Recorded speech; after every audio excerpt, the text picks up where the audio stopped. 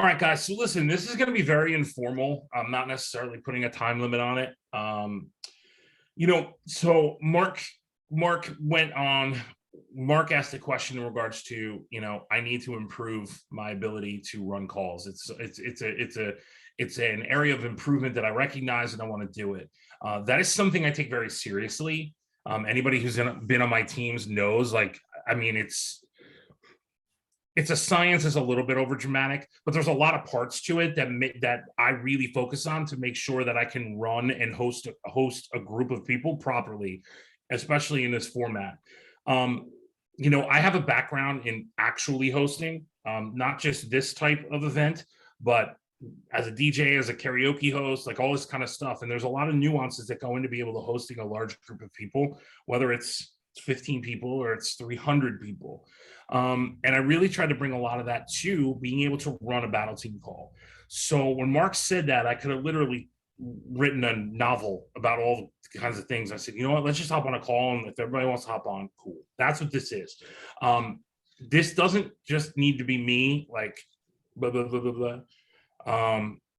Other people can have some ideas and tips and tricks on what they do or what they think would be effective for running calls. I may hop in and add to that a little bit, but ideally, it was a conversation that Mark wanted to have, and I want to have it with him, but I really think it's beneficial for others to be able to hear some of this stuff too. So, and obviously any questions, as always, I'm an open book, let me know. But I don't want to keep you guys forever either. So, first thing I want to talk about when it comes to running calls, relax.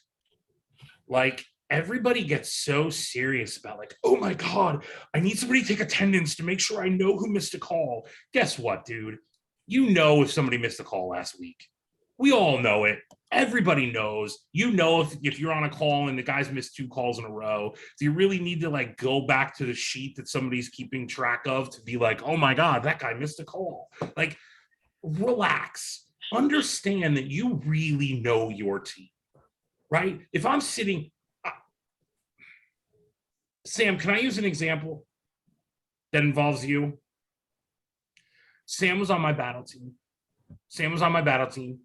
And at one point he hit a little bit of a bump, right? I didn't need the attendance on my battle team call or like anybody to try to like tell me what was going on. His attitude changed. His responses were 3 seconds versus 90. He missed calls without letting us know. Like, you guys know your small group of 15 people. That's enough for me to be able to kind of reach out to someone and be like, Sam, dude, something's not steering in the right direction. What's going on, man? Like, what's up? And you know what? Is what it is. Shit, people go through shit and we straighten it out and everything's fine, like all that kind of stuff. But you don't need to get so like overwhelmingly like enveloped in this rule and this thing about like, oh my God, I gotta know all this. You know your team. Just relax. You know if a guy's not there. You know if a guy's acting funny. You know if a guy's not present. You just know. So don't get so overhyped about all these little nuances and stuff that you think need to take over like you operating a call properly. Like, they don't. If you need to have a notebook next to you to be like, follow up with Sam, just so you don't, it's not on the forefront in your mind, awesome, do that. That's the next tip. Just keep a little pad next to you. Take just little notes. You don't have to write the world. Something that's going to help you remember, right? Oh, F you with Sam. Got it. 11 letters. Yeah, right? F you, Sam. F you, Sam. But, right? Just something really quick so it doesn't have to be something you have to worry about trying to remember. Just write it down. Get it done. It's something that's but one of the things that I see that really holds people, actually, I just want to make sure that I open the chat as well. I didn't have it open. One of the things that I feel like really hangs up people when they try to run a call is they feel like they're like running a call and they have to know like everything. Boom, what's that guy looking at? Is that guy? It's really not that, man. Like, I have no clue right now what Dwayne's doing. I'm not looking at him, right? Like, it doesn't matter if he's looking left or right or he's taking a sit. Like, don't worry about all of that. Like, come prepared and just relax. Know your team, know the guys, and understand that if you're running a team, you know the guys on your team, and trust that gut, trust that instinct that you have to be able to do that. As we get into it a little more, when I talk about knowing the guys on your team,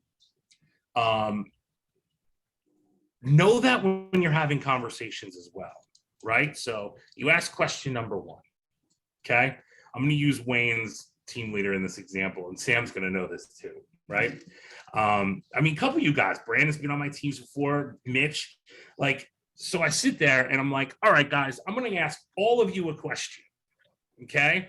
Sam's always the first one to raise his hand, so I'm making him wait, right? Lex always raises his hand too. He's the contrarian of the group, so I put him like third or fourth because he's the one that's going to take the conversation in a different direction that's going to make us talk about it longer. Like, you can't have the Lex of the group, the contrarian, talk first, because then there's nothing to contrary, right? You got to give that guy the ability, knowing who he is, to control that conversation. You know the kind of conversation that Sam's going to bring, right? I always saved Sam because if Mitch said 5 words, I could bring Sam in to kind of bring a little bit more energy back to it. Do you see that? You got the guys that say 5 words. You got the guys that all they do is repeat what somebody else says, right? Like, this is, so you know who these guys are. Eric, I'll get to your question in a second. You know who these guys are. Manipulate is a really like dirty word, but that's kind of what it is. You sit there and you know the guys that raise their hand once or twice a call, right? So you want to get them in. You know the guys that raise their hand for everything. So you know what? They go last. Mitch rants. But here's the other part too, right? One thing that is very, very, I think is extremely important. XOs go last. Only people they go before is your team leader. No matter what you guys think, okay? Once the team leader speaks, everybody thinks it's quote unquote gospel. Everybody just kind of steps back because that's what the team leader says. It's a natural instinct when there's just a hierarchy of any kind. When the person at the top says something, everybody kind of backs up just a little bit, almost like it is. There are guys that don't, right? And listen, I'm going to call out some guys because they've been on my teams before. So Sam is not that guy, okay? I can say something as the team leader and Sam doesn't hesitate to jump in. But it's also why he's going to eventually lead a team, right? You know, but there are guys, especially a lot of the newer guys, who just kind of take something that Chris Gachko says like it's gospel, and they're like, oh, okay. They put their hand down or whatever. And at the end of the day, you have to remember it's not about them hearing you preach. That is another huge, huge note. This is, the weekly calls are not an opportunity for you to preach. Make sure, hey guys, make sure you're muted if that's what it is. I'm hearing a little feedback. There are some people that run the calls as leaders and they take the opportunity to preach at you. Yes, I can see hands raised. I'll call them out, and then, but guys, when I call you, you're gonna have to put your own hands down. There are some guys that take the opportunity to preach for 40 minutes. Okay. For some types of groups and situations, that is effective, and it's the expectation. For example, Lions Not Sheep. If anybody's ever been in the Lions Den or is in the Lions Den, that's a Sean Whalen call, right? Everybody gets their call with Sean, and Sean gives you 90 minutes, 2 hours sometimes of his time, and it's literally him the entire time. And everybody might type a question that he might get to. That's the format of his calls. It's the way he does it. That's not what we're trying to do on these teams. We're trying to foster the conversation. So as a leader, you should speak last. And as an XO, you should expect them to always want to add. That's always your goal, but you should always hold them back as well. Listen, there are some exceptions. Let's say Lex is your XO. You have that contrarian, right? You have that guy that always offers a different perspective. You can purposely shove him in the middle. You know, that's fine. But you never want the guys that are always speaking to go first. Okay? To that end, never just sit there and let those guys raise their hand the whole time like you see in every sitcom when they're looking for the one person, and the teacher's like, who, anybody, who. Don't let your desire to want not have that guy always talk like hinder the flow of your call. If nobody's stepping up, like let that guy start. And it's completely fine. We got a couple questions, so let me jump into that first, and I'll keep going with some of my stuff. I'm going to go to Brandon first. Brandon, go ahead. All right. So to your comment about knowing our team and also to not jumping into the conversation right away. So our team is small on Delta. I was leading last week's call. And with one of the questions, I knew that I wasn't going to get responses out of the guys. So I led that conversation to that one. Mm-hmm. But on the subsequent question, I knew that everyone would eventually chime in if I approached it the right way. Mm-hmm. So with that one, I told them, hey, if you don't raise your hand, I'm going to call on you. In situations like that, do you think that we should defer to letting there be like a pregnant pause and kind of an awkward silence from the guys? Or should we just get the conversation flowing by give our thoughts first? Listen, I've been in sales for 30 years. I'm a big fan of the pregnant pause, but I'm also not a fan of it in the sense that you're waiting. I literally went 7 minutes and 37 seconds with a client. Didn't say a word. It was complete silence. That's like 45 minutes in real people time. Like, I don't know if you guys really understand that people sitting in a client's office for 7 minutes and not saying a word, neither of us. So I can do it, and I love it. I love the power of it. But we have a limited amount of time here, and we really the ultimate idea is we want to foster conversation. But you do want them to feel uncomfortable a little bit too in those situations. Like, you want them to feel a little bit of discomfort.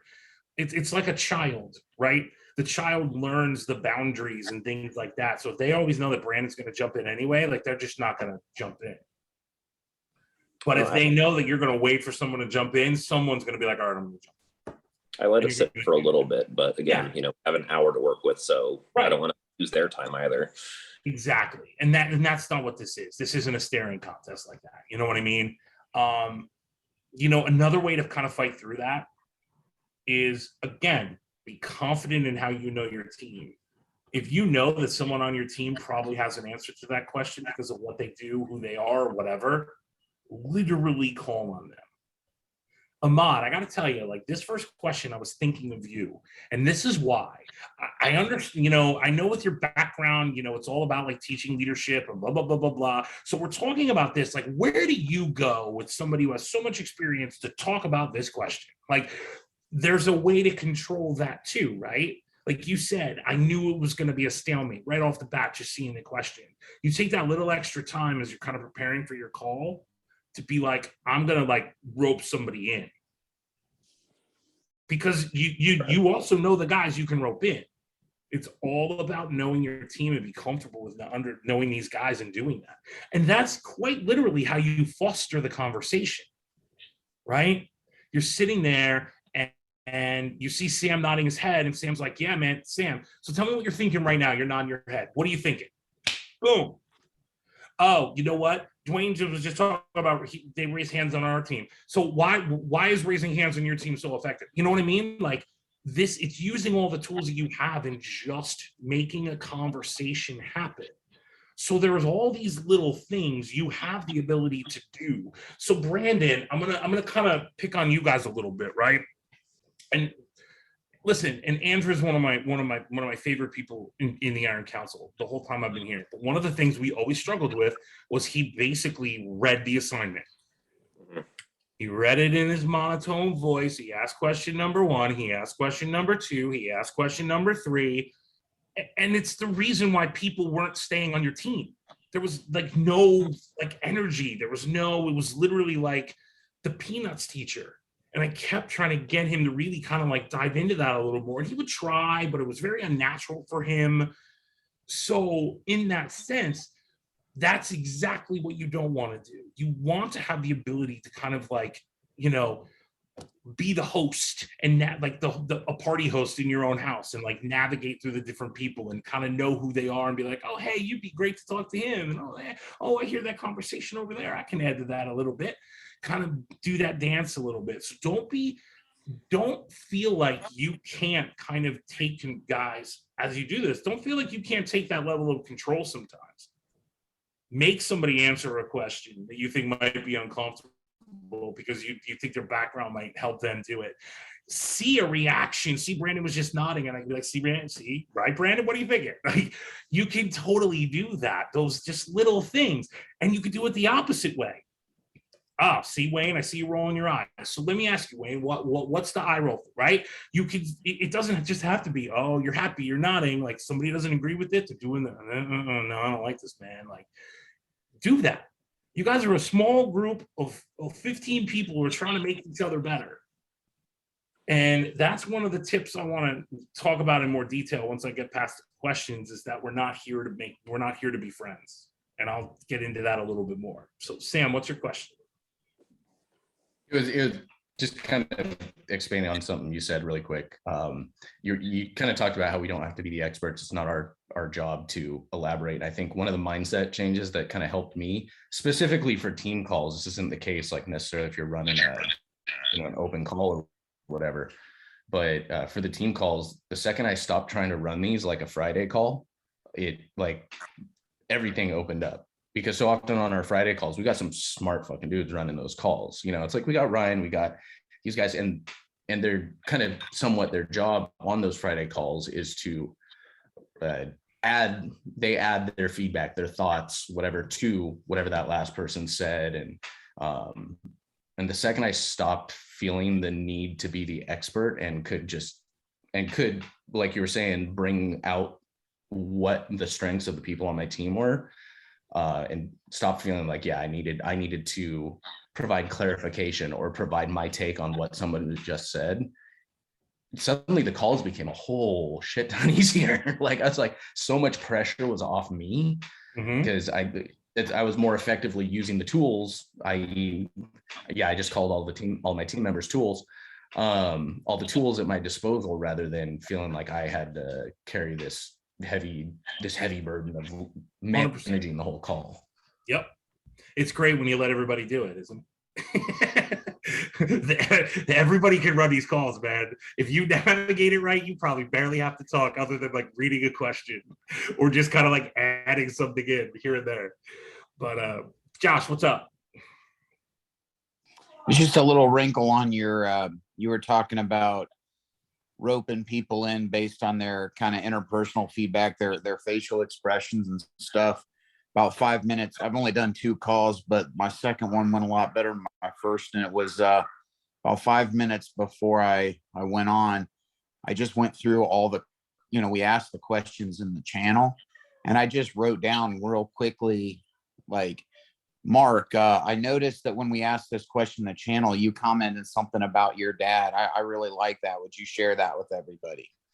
And man, like, I think it did a couple things. Is first of all, it roped him in, but then it was like, hey, he actually read what I said and took note of it.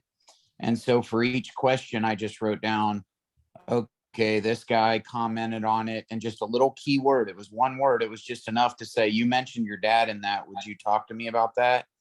And man, they were off to the races. I didn't have to do much after that. And guess what? That's all. And guess what? He didn't notice it. Your entire team noticed that you took the opportunity to do that. Don't sleep on that. I'm telling you, don't sleep on the fact that every single person on your team noticed that you took the time to do a little bit of legwork before you hopped on the phone call.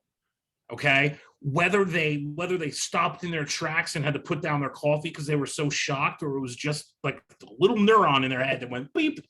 Every single person on that team picked up on the fact that you took the opportunity to kind of go back and do that. And that's important, because then it makes them more comfortable to want to be a little bit more participatory in the questions in the channel, and also in the conversation that's going on, because maybe they'll even reference it back also.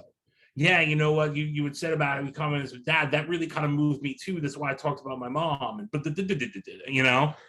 all of that, I'm telling you, man, it all helps. That's excellent.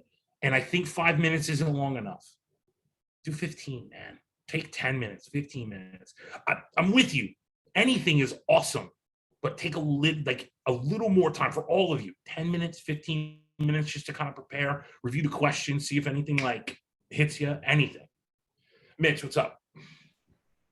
I really like what Josh was doing there, because that is a much more useful tool, getting the guys to answer the question ahead of time, because you are letting the guys show you who jived with the question before you're all going to talk about the question, because you're probably not going to get 14 guys responding unless you're requiring that.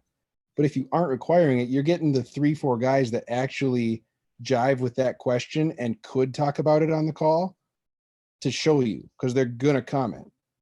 The guys that aren't commenting, either they didn't do it, they didn't read it, whatever, they might not jive with it, but they're giving you that little bit. And those are the guys that are going to be willing to go way deeper into it. So it's almost like a cheat card right there going. Or hard. are you watering down your call by doing the same question over and over again?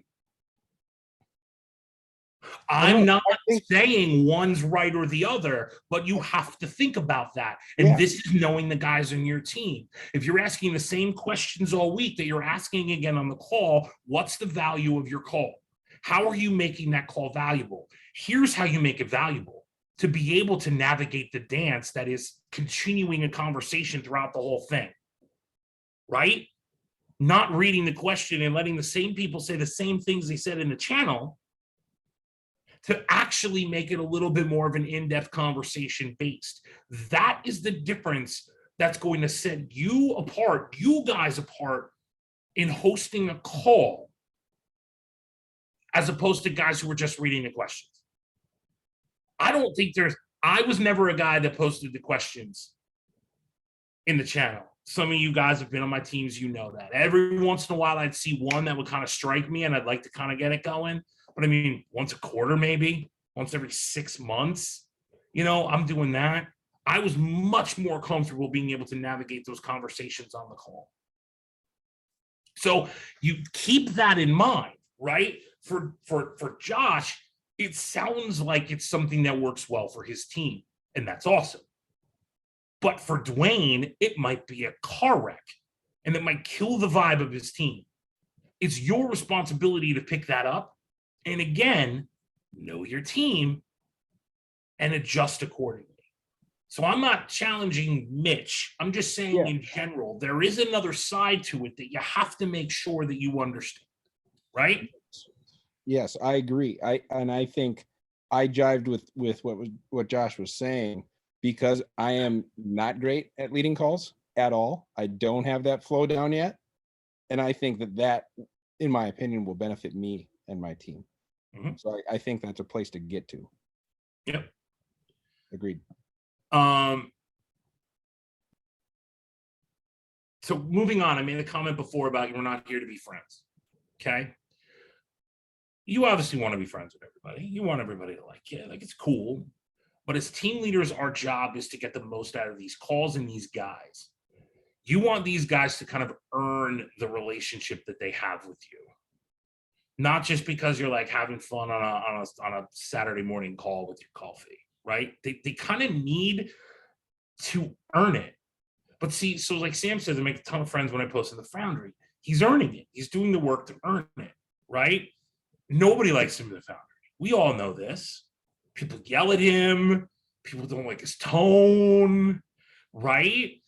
But in all seriousness, you want people to earn that relationship. So what does that mean when it comes into relation with the phone call, with the weekly call? How does that affect it? Simple. This is another way you control the call. I don't let Sam ramble on. It's not his 6 minutes to answer a question. If he's going too long, hey, let's go, man, wrap it up. Yep, we got a couple more guys we got to get to. And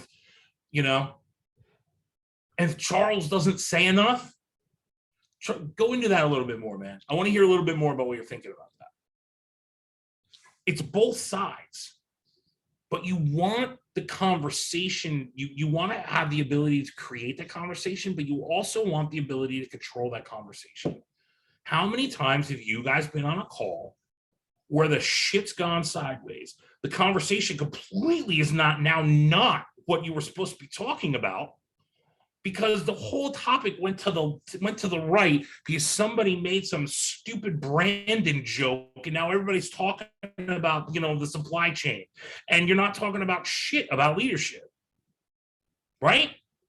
You know how many of my calls have done that? 0, because I don't let it happen. I'll give them 2 minutes and I cut that shit right off. That's not why we're here. You guys want to do that? Take Mark's Zoom at the end of this call and talk all the F you want about the supply chain. We're not here to talk about that right now. Yes, Sam, exactly. There are guys that do that, and you cut them off. And maybe at some point it pulls them off the team. Dwayne, you've been on Oscar a long time, am I right? Like his team leader, like 2 team leaders ago, that's all he did. He preached like it was his sermon. Dwayne, am I wrong? Honestly. No, 100%. Yeah. CB, right? Huh? Chris? Oh, even before him. Chris Bell was my first battle team leader. And because guess what? There was one before. I heard stories. We've been progressively getting better. We're working on it. So the battle team leader before that, who actually I think is back in the Iron Council just as a member. Literally, his calls were 45-minute sermons, and they would barely get to a question. His comments on the Friday calls were just non-stop.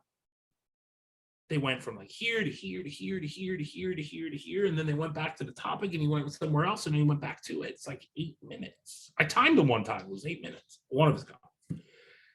Cut that shit off. Control the call, right?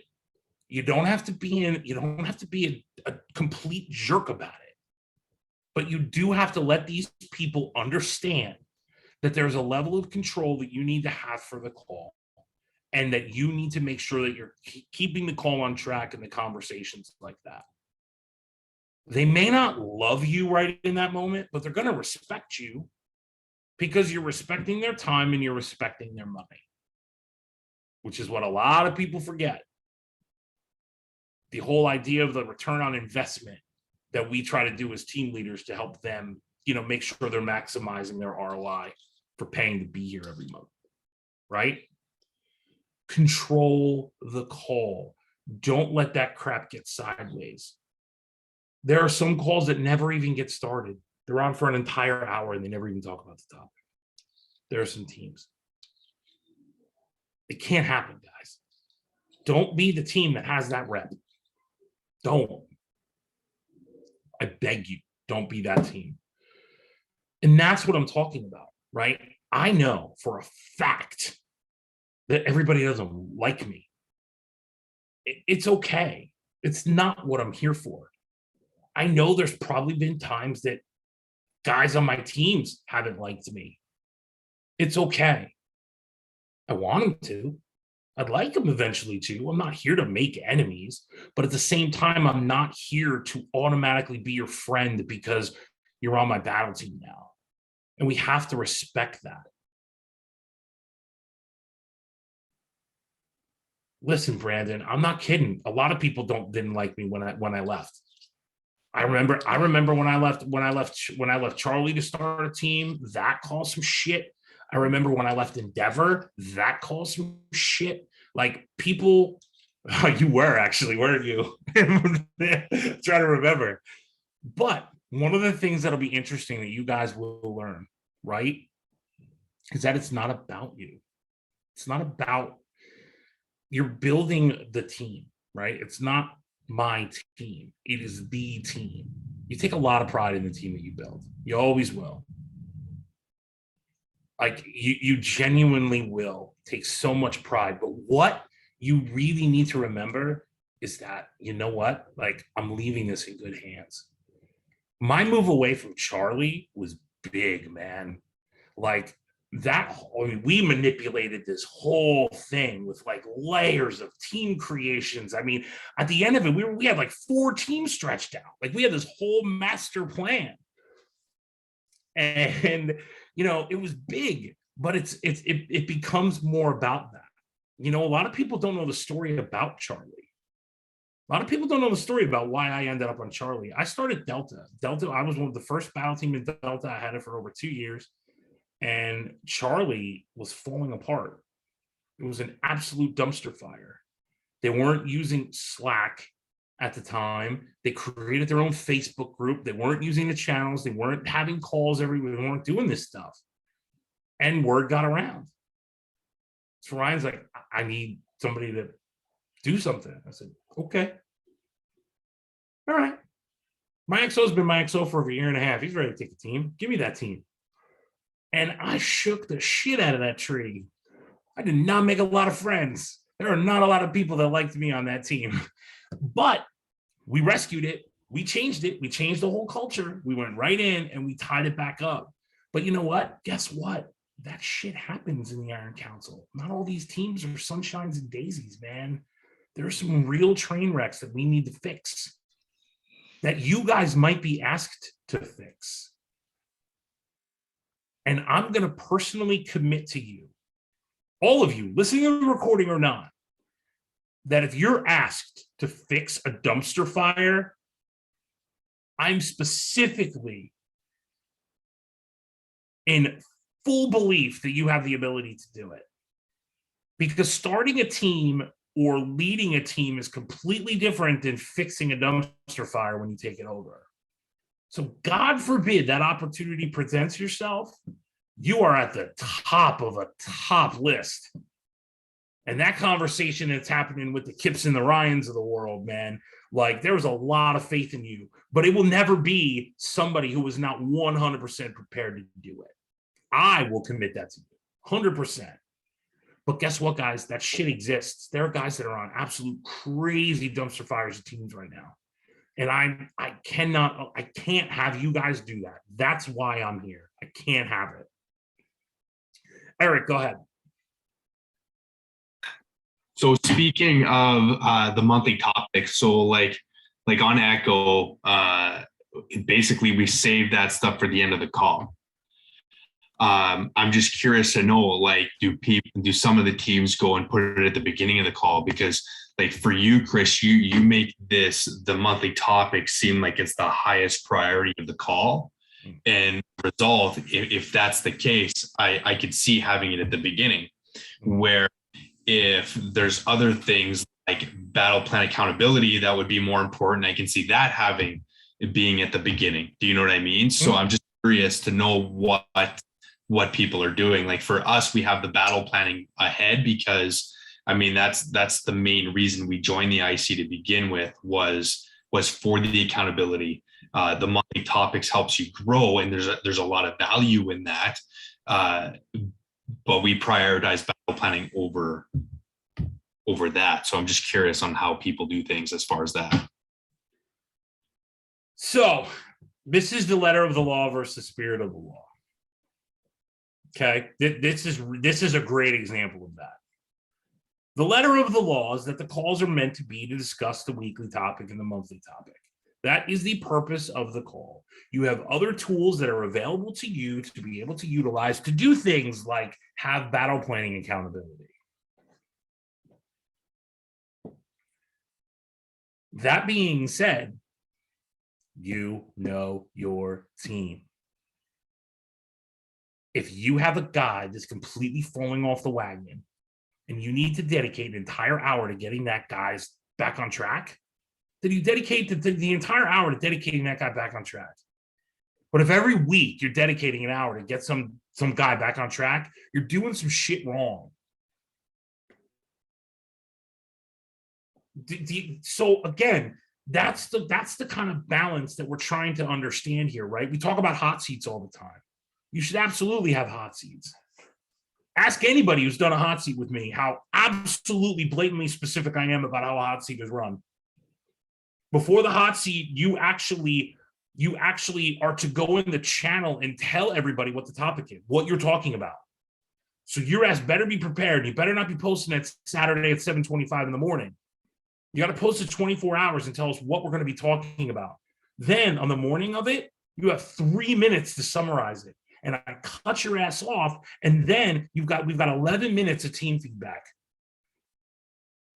14 minutes. Because then there's 1 minute transition to get to the rest of the call. Or if we have 2 hot seats, it's 1 minute to transition to the next guy. So it's only taking a 15-minute window or a half-hour window. And it's harsh. I am not a nice guy on hot seats. Shut up, Sam. Wrap it up. We ain't got time for this. We got 3 other people and they got 6 minutes. Like,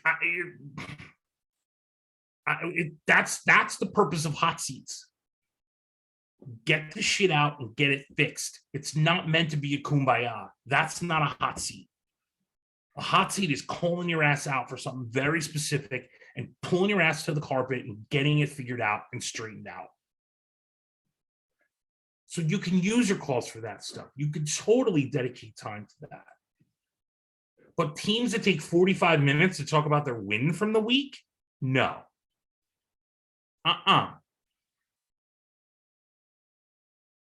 Cut it to 10 and hold the 10. Make these guys say what they need to say in 30 seconds. When I joined the Iron Council, one of the things that they made us do was we had to do an intro video, and it couldn't be longer than 90 seconds. Not 91, could not be longer than 90. So people like, it took me 4 times to do it. It took me 6 times to do it. It took me 3 times to do it. Like, but that was the object. So if you have that level of standard to sharing your wins of the week, you got 30 seconds, go. And then just, Mark, what's yours? At 30 seconds. Andrew, what's yours? At 30 seconds. Eric, what's yours? Like, literally just go. Hold the standard. It then makes them learn how to get what they want to say out in 30 seconds. And that's setting a standard. And you're not wasting 45 minutes and just letting me like, well, when I'm 6, I had this thing about bowling, and like 18 minutes later, they talk about how they got 2 strikes in a row on a date and it made them very happy. Like, I mean, like, okay, like, great. Like, we didn't need the whole setup for that.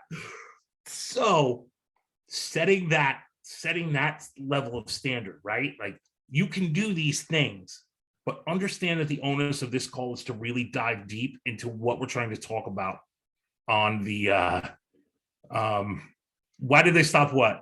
Eric, why did they stop that? Why did they stop the whole video intro thing? Because I remember, like, when I joined the IC, like, not being used to that kind of stuff and being very closed in, especially at the beginning. It was something that was comfortable. It made me open up right away and do something very uncomfortable as soon as I joined in the IC, which I feel was a very good thing to do. There's no good way to do it on the platforms that we had. In Facebook, it was easy to quickly upload a video from your phone and be like, boom, done. It's not easy here. I think it's getting easier. I think they've added some capabilities to be able to do that a little bit more now. But the reason why it's not purposely done, because then people have to like find a video provider and do it and then get the link and upload. It's become a little bit more of a hassle as opposed to just like taping a video on your phone and putting it on Facebook. So that's quite honestly the reason why. There's no other reason. It would be amazing if we could do it. There's guys like John Davies and stuff, like they've been pushing for it, like they can figure it out. But it's a little much. It's a little much, unfortunately. I'd love to get back to it though. Let's go to Mark. Go ahead. Yeah, I was just gonna give a couple of examples of our team call. Today we're at the end of a quarter, so we spent the majority of our call talking battle plans, but that's not a weekly occurrence. There's a lot of weeks we do cover the monthly topic, but there's also a lot of weeks when we don't. It just depends on what's going on. Mm-hmm. There's no set what we're going to cover every week. We do announce, we make a post in our channel that's going to give some bullet points so that guys are prepared. But And guess what? Every week's not a home run on the question department either. Let's just be honest, right? well, this morning I led the call, and we talked battle plans, and it took me a good 10 minutes to get anybody to say anything. And that's where I struggle, because I don't have a lot off the cuff stuff to say. You know, Jordan is So also prepare it. Don't be off the cuff. Prepare it. Come as prepared as humanly possible. Yeah, I had some notes, but still. Boom. Just by your wording, it's not enough. I had some notes. No. Come friggin' prepared. Like, make that so you're not me, right? I don't need to do that. I personally, with years and years and decades of presenting and sale and all that, can take the questions probably 5 minutes before and facilitate an hour-long conversation like that. That's not everybody, but you can do it. And this is the kind of things that you can do. Take more time and prepare and do that. Let that be part of it. Because guess what's going to happen? It's going to get easier for you to do. So maybe now you're taking a half hour to do it, but 3 months from now, it's going to be like 10 minutes. And then maybe a year from now, you're going to be kind of where I am and just really need to kind of glance at it and understand how to navigate how you want to have this conversation. But prepare. Absolutely 100% take that time to prepare when you know how to do it. And I'm going to give you a tip or two to prepare that I think is good. I want to get to these hands real quick. Andrew, go ahead.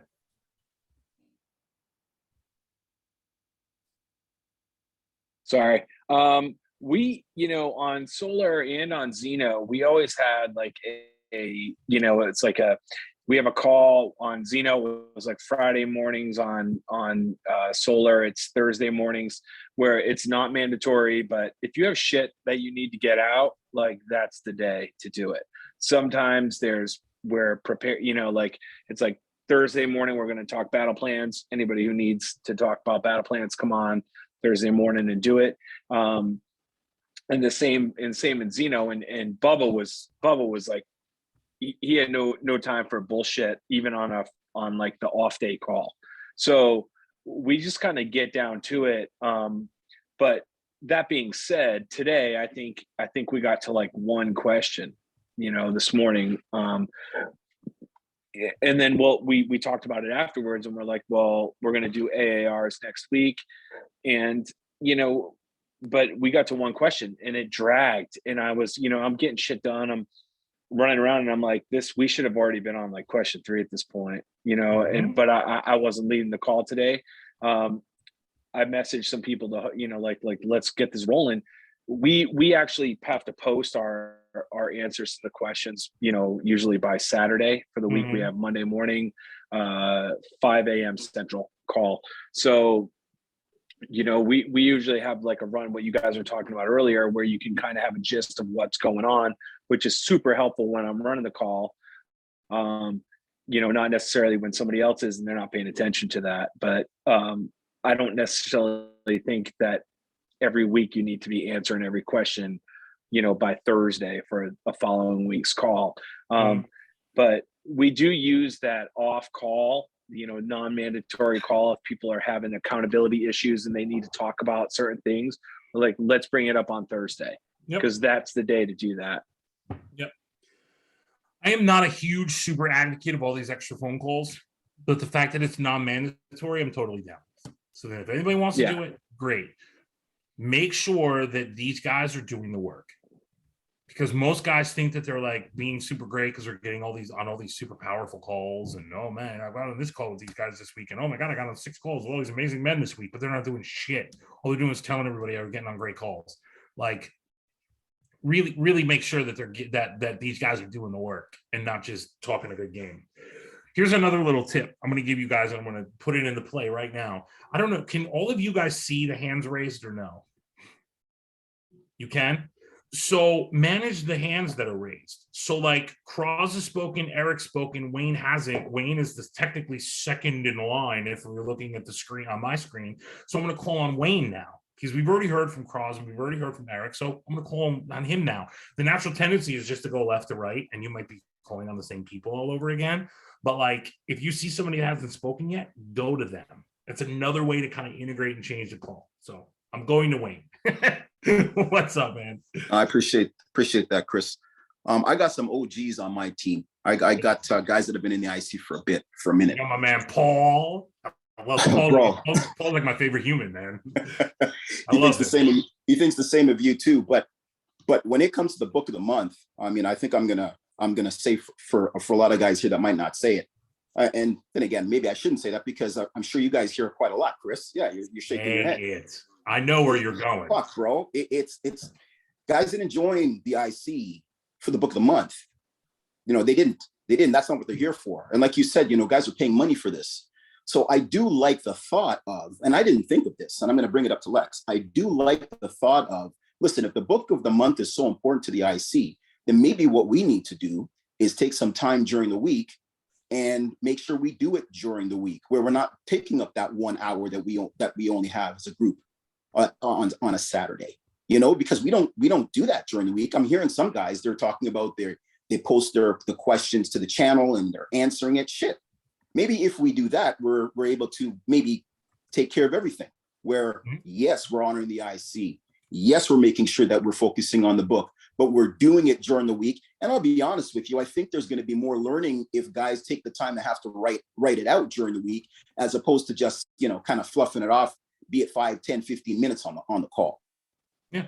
No, I listen, there's a lot of and again, right? Spirit versus letter. And I mean, you know, if you're covering the topic, like it's really important from a senior leadership perspective to understand that you're covering the topic.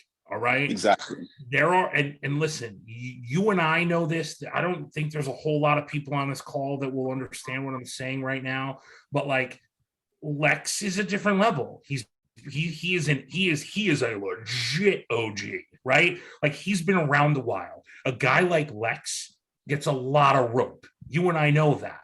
So that's somebody where you can really kind of let someone like that kind of guide what they're doing. But he is the 1% of the 1% that can kind of get away with that.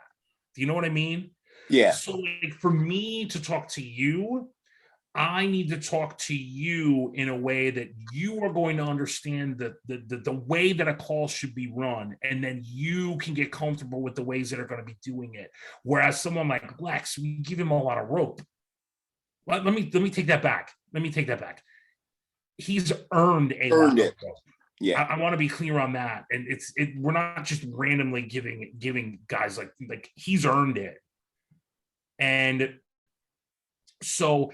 At the same time as you're kind of coming in and starting something new, you've got to be able to kind of really understand like what the expectation is and then kind of cater it to it. So, you know, another thing you can do, which is something I think Lex is probably very good at. I mean, I know it when he's been on my team, and so I can imagine as he's running the team, he does this too. The conversations aren't necessarily the questions, but they're the topic. Like you can talk about. So the monthly topic could be leadership. Lex can talk circles around leadership, but he might not have to mention the book once. Good point. You can have 4 incredible weeks worth of conversations on the topic of leadership that really aren't addressing the book specifically. Yeah. So the point you brought up about the book and people aren't here for the book, I'm going to push back on that because there's a level of people that aren't here for the book. Yeah, it's a good point. Right? It's a good point. Let's be honest. Let's just be real. Probably everybody on this call isn't here for the book anymore. Like, yeah. I mean, quite literally, the guys that are sitting on this call right here probably are not here for the book anymore. Doesn't mean they don't read it. Doesn't mean they don't get value of it. But it's kind of past us, right? We're not excited and proud of the fact that we read one book an entire month anymore. You know, that was me 4 years ago. I read probably a full book in 15 years. And, you know, but now like, that's not something I walk around as like the thing that I'm proud of. But I mean, we literally just signed up 100 and something new guys. You know, we probably got 2/3 of the Iron Council are still jacked about the books that we're reading and are like, wow, man, Mr. Nice Guy, no more Mr. Nice Guy. What an amazing, powerful book, right? I see 4 people laughing. You know what I'm saying, right? We're past that, but we can't remember either where we were at some point, where we came from, or where these guys are coming from. And as a team leader, we've got to be prepared to cater and deal with those people while being able to bring value on some level to the guys that are more qualified. Does Yeah, that no, make listen. sense? Yeah, it does, and I appreciate it. I'm not saying that we don't. I mean, we've had this conversation so many times, Yeah. and because Lex has been around for a while, he does make sure everyone knows, guys, listen, we do have to go by the protocol that the IC does set. So it's not like we Mhm. don't do the book of the month, but Right. it's like someone had said earlier, it's like, well, which do we focus on more? Is it the book? Is it the BP? You know, I would dare say most guys are here for the battle plans. That's what's going to move the needle in their lives. So I'm just saying that there's another way to be able to do it. So I'm thankful for honestly, this might sound stupid. I honestly did not think about, oh shit, dude, just do it during the week. And that way you don't have to worry about fucking around on the call. That's all. And you know, it's funny because these conversations, like, they're happening in the team leader channel. Like, I just want you to know that. Like, it's not like it's like we literally just had this conversation about the January topic about courage. And one of the team leaders was like, this topic doesn't resonate with me at all. And quite honestly, if I was going to do like a Mount Rushmore of courage, like, this guy would be on it. And I'm like, dude, does it not resonate with you? Or is it something you're not going to get value out of this month because you're like such a stud? You know, it's like Jocko not getting any value out of discipline, but you don't think he could teach four calls on the topic of discipline for the Iron Council? You know what I mean? Like, there's a way to be a leader and do all that and give that and maybe not really be like super connected with the topic. Now, there are topics that don't fit into that, right? How to deal with your wife. So many people want that topic, but it cuts out like 60% of the Iron Council. You know, like that's the kind of topics that we really kind of can't jump into. They're too nuanced. But there are definitely things that, like courage, right? Or leadership. You could just be tired of talking about it. That doesn't mean as a leader, we don't have the ability to kind of bring value to it. Even if, and listen, even if, I mean, it's not, I've said it before. It's not like we hit a home run every book. It's not like we hit a home run every week worth of questions. Anthony was great. The people we had, Joshua Laycock was great. Ron's going to be great, but it doesn't mean that they're you know, Barry Bonds on steroids. Like, you know what? You know, sometimes they're Jose Oquendo. I don't know. Like, you know, it's just, who knows? Let me go to Dwayne and then I'll go to Josh. Go ahead, Dwayne. Kind of along those same lines. When we start a team and we start somebody on the team, that's one of the conversations that I have as part of onboarding. This is what we do.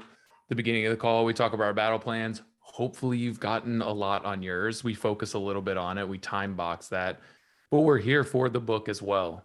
And we expect you to read and participate and grow. Kind of like Gatchko was saying, there are sometimes where you're more familiar with it or you might not get as much out of it, but contribute or be able to kind of give that other perspective to it. That's why we're here, is to kind of listen and grow from everybody on the team. So we want you to show up and participate, but that's part of what we have that conversation. And that's our standard, is that you do participate in that. So everybody's kind of aware that we do the topics. And we've had a couple people push back on some of the topics for sure. I'm not going to read this book or whatever. 48 Laws of Power is really offensive to me. We kicked a guy off the team. Trust me, dude. I was part of that whole thing with Paul. Yeah. I was in Maine with Gradney and I was in Maine with Anthony when he got on the call. Like, I remember the whole damn thing. Yeah, it was brutal. Remember the whole thing. But we had that conversation, right? About like, this is what our standard is, and he didn't fit it. So, you know, he didn't. Paul also made it very public. It's not like I'm like outing somebody. Like, he made his disdain very public, and it became a very public conversation in the Iron Council, you know, in the Foundry. Yeah. But you know, that's one, right? It's one of those things. And here's the cool thing I will say about the questions. And always remember this too, guys, as you're starting a team. I've never forced the team to read the book of the month. I've never said you have to read this as part of the team, ever. But you better come prepared with the questions for the call. Because guess what? You can answer every single question that's ever asked without reading the book. You can have an opinion on these questions. It's not it's not a pass fail in your English class. You know, these are questions that are asking your feelings and your opinions on certain things and topics that are discussed in certain areas of the book. Every single person can answer every single question. Come prepared to have these conversations on the call. I'm not going to force you to read the book. Not. So just remember that too. Everyone can have a conversation about the book of the month and the topic of the month based on what's brought to us. I've never forced any guys on my team to read it. Josh, what's up? Quick comment and then a question. We're just talking about how we can fit battle plans into the context of the call and still keep the letter of the law with the topic. I can't take credit for this, but Rex had the idea of he does breakout rooms when our team gets a little bigger, and I take half the guys, he takes half the guys, and keeps it to 15 minutes. We have time to go through it, but then we still have a good 45 minutes on the call. So just a little logistical thing. That was his idea, and it's worked great for us. And I then love Chris, the time. I hate the breakouts. I love that you guys have a hard 15 minutes to do that. I hate the breakouts. I'm going to tell you why I hate the breakouts. You're doing a disservice to your team by only letting half the people help them. That's why. Now, I'm not going to say don't stop. I'm not going to say that means you can't do them. I'm not going to say all that, but you're literally cutting half the team off from helping these guys, where there could be a guy in the other breakout who could be immensely valuable to somebody in the other one. And you might be losing that. So just keep that in mind. Not saying don't do it. Just something to remember is you make the team smaller, the value of the team is getting smaller. Just remember that. Eric, go ahead, and then Sam, I hear what you have to say. I hear you. So as far as the book of the month, so at the beginning, I think I went like 2 or 3 months getting the book of the month, and I found that the issue was for me was that it wasn't speaking to what I needed in this moment. Okay, so you guys know this, that if you read a book now and then you read a book again a year later, it kind of get different pieces out of that book from reading it a second time because you're at a different place in your life, right? Mm-hmm. So for me, sorry, I thought I lost you guys. For me, I kind of stopped reading the book of the month because of that. Now, I did find the questions incredibly valuable because I could still go and get some good. Now, anyways, so that's just a little comment there. But then my main question is, earlier we talked about only getting to question 1 and not getting to the other questions. Now, I'm just wondering how you feel about like what happens if you get to question 1 and you're stuck on question 1, but the conversation that's happening around question 1 is all incredibly valuable, even though it's lasting the rest of the call. The conversation is really good. Like, it's not like, it's almost like, yeah, we can move to the next one and shift the conversation, but why, when the value of this particular conversation is actually really good? I think it's a great question. It kind of brings us back to what Sam was talking about, like more tactical tips and like all that kind of stuff. So guess what? I'm going to blow your mind right here. Why are you starting with question 1? Who told you you have to start with question 1? Nobody. Nobody's saying you have to start with question 1. Nobody's saying you have to get to every single question. Right? You sit there, and if you prepare for the call, you have 1, 2, 3, 4. You're like, wow, 3's a kick-ass question, man. That question is awesome. 1, what a shitty question that is. Like, seriously? Like, I mean, how basic is that? So you start with question 3, then you go to 4, then you go to 2, and then if you got some time, maybe you don't even talk about 1 because it's so shitty. Like, it's okay. Nobody's forcing you to start with question 1, and nobody's forcing you to talk about every single question that's on there. The questions are a framework for conversation. This is where I was. Is Brandon still on? No. This is where I was with Brandon before, right? His team leader, his former team leader, would literally just read question 1, read question 2, read question 3, read the paragraph at the start. Like that, there's nothing. There's nothing. Use this as a format to be able to kind of create the conversation you want to have with your team. That's truly what it is. They're conversation starters. That's it. Don't get hung up on the numbers, and don't get hung up with how long you guys are hitting on one. Now, here's how you fix it a little bit, Eric. Just a little, right? You get a question and you spend 45 minutes on the call, right? Maybe you got a second question in the last 15 minutes and you're done. But you realize you missed 1 or 2 super good questions. You got to use the channel. That's it. You've got to have somebody on your team, or you, which usually generally it's my XO, to be the guy that takes the initiative to start the conversations on those other questions that you think could be super valuable that you didn't get to in the channel. You got to create that culture that people are coming back to that. And there's another thing you can do also, right? So we started. So where is So Sam was like, I think we're getting a little bit philosophical. Based on what your question was going to be, I was almost going to say to you, hey, you know what? Why don't you put that in the channel? Let's ask that and let's have a conversation there, because it's not really what we're trying to talk about. But it actually fell into the more structure and how to really navigate, so we could use it and get back on track. But when things kind of start getting a little bit sideways and you want to kind of bring it back a little bit, having people bring it into the channel to have the conversation is another great way to do it. So keep that in mind as well. Josh asked, like, what are things you would prepare beforehand?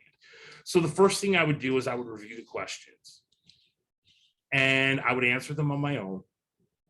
And then I would really kind of like look at the way that the questions are framed and see if there's anything I can tie into it from a real world perspective.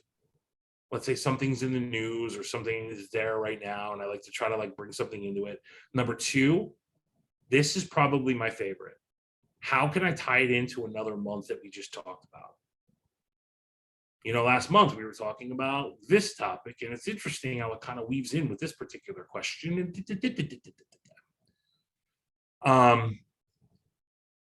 that's going to be the last tip I'm going to give you guys, actually. I'll get back to it. But those are the 2 most important things, trying to tie it in and that. And then the other thing is if I can, and I talked about this before, if I can bring another teammate, if I can bring another a team member into that particular question somehow, like I was saying, like with Brandon before with Ahmad, like if you know somebody can really be a valuable contributor to a specific question, just start out with them. It's just a different way. It kind of changes the rhythm of the call a little bit, kind of changes it up a little. I always try to do that. Those are the real ways that I truly prepare to kind of get on the to get on the call.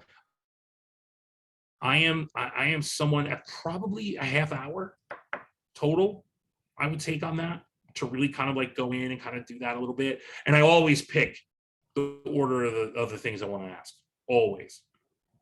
So it's never 1, 2, 3, 4. I'm always like, wow, yeah, we're going to this one. And I also know which ones are going to lead down like the yellow brick road of conversation versus the ones at which are just going to like sputter out after 2 comments. You can tell. Trust yourself. You know, you can tell which ones are going to be home runs and which ones aren't really going to do so well, and you kind of hang on those a little bit and do that. So that's really what I do. I would always block off probably about a half hour. One of the things I really did try to do was do it directly before the call. I was always very comfortable with that. I'd always wake up early. I always did that. That was a nice little rhythm for me. I wouldn't do it like 3-4 days before. I kind of liked it to be fresh when I was kind of going into my call and being able to do that. Cup of coffee, having my breakfast, just kind of doing that literally right before I logged in at 7:30. So that was always something I always found valuable for myself. So you kind of find those spots where you can really do that. And, you know, also don't hesitate to have like other people come prepared.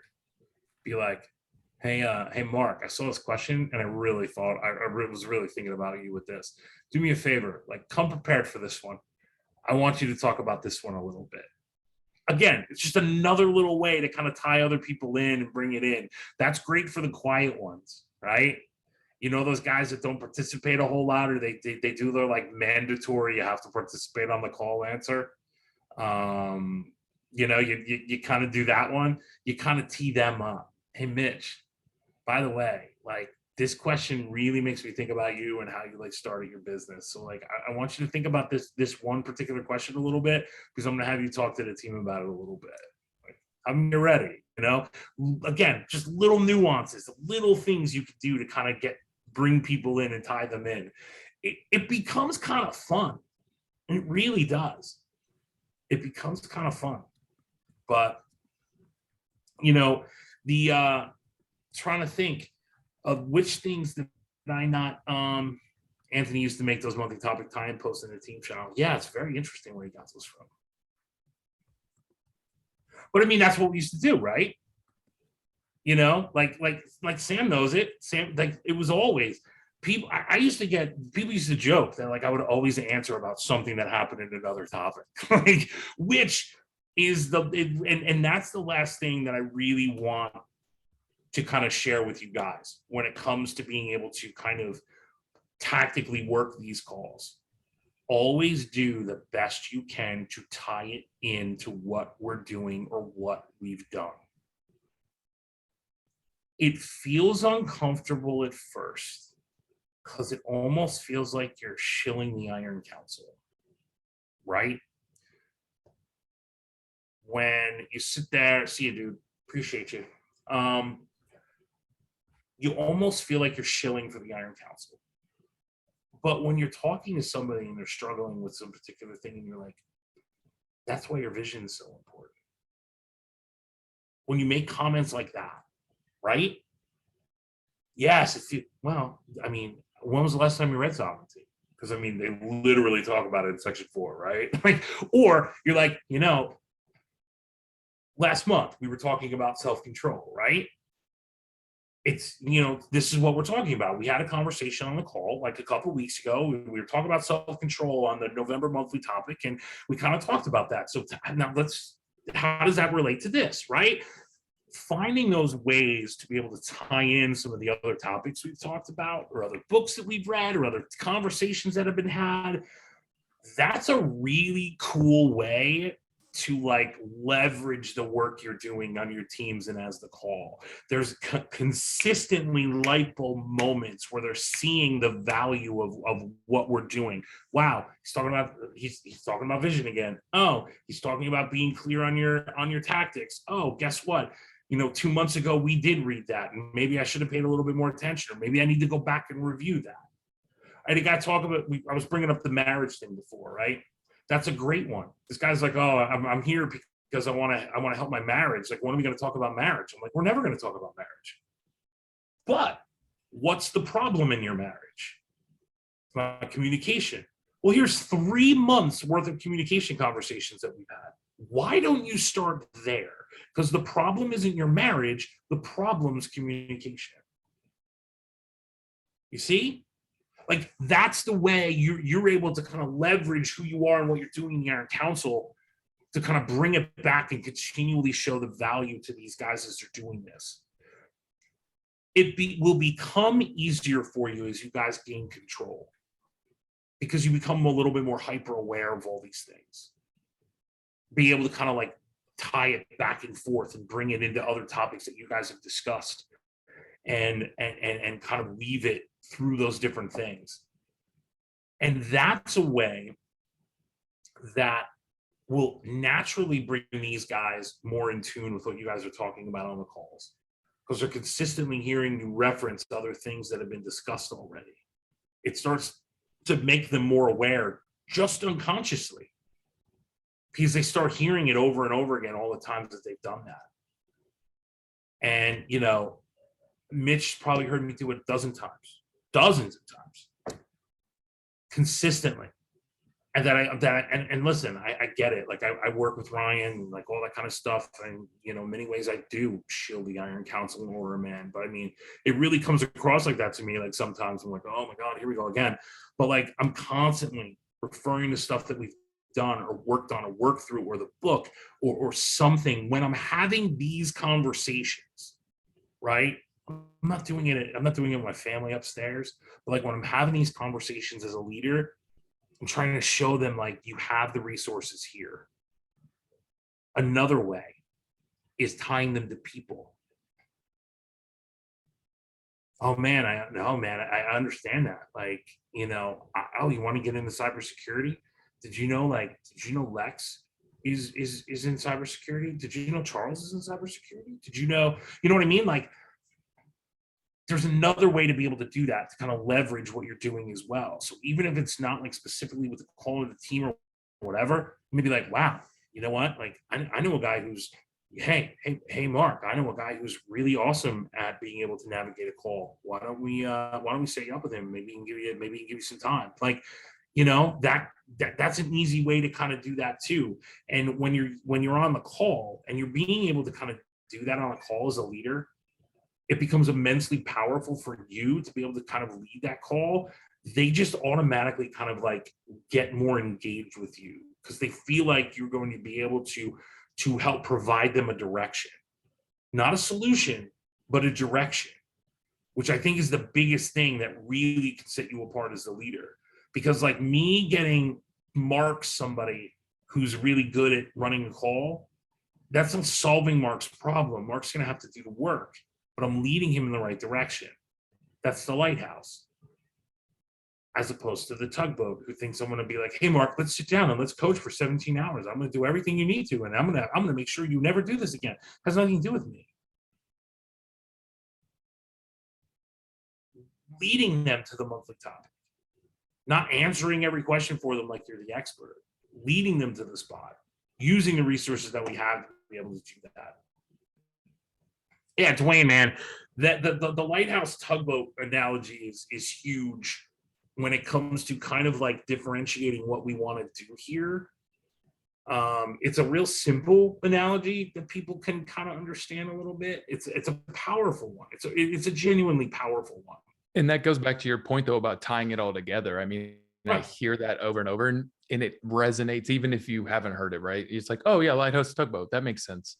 And then we can kind of engage others. I love your point about being able to kind of, if we've been in the Iron Council for a while, we have all this extra ammunition to kind of point people in the right direction. It's just remembering sometimes, right? But if we do it enough, you're like, oh yeah, it's kind of in our conversation every day, and it really helps everybody else around us. Right. And I mean, that truly is the final piece to all this. Do it. Continue to run calls.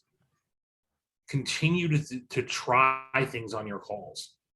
Because the worst thing they can do is like go down a blaze of glory on one phone call and then you never do it again. Like, don't hesitate to try new things.